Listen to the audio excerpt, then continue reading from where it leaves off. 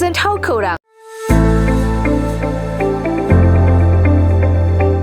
क'क्राझार सहरनि साखाथियाव थानाय तितागुरि मानास पाब्लिक स्कुला लानानै फैदों गोजोनथाव खौरां।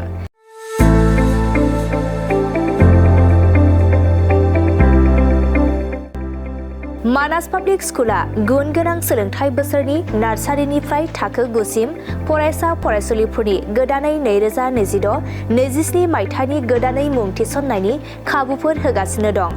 गुन गोनां सोलोंथाइ होनायजों लोगोसे तितागुरि मानास पाब्लिक स्कुलाव बेसिक कम्पिउटार इडुकेसन, इंलिश स्पीकिं एनवायरनमेन्ट आरो मोजां सोलोंथाइ गोनां फोरोंगिरिफोर दं।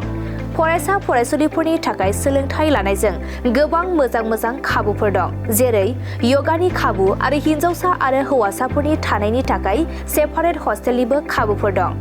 नोंथाङा आबुङै मिथिबावनो थाखाय थोंजोङै नैबे 600082383600048962 आरो 9101008849 जानबुं नम्बराव खौरां लाहरनो हागोन।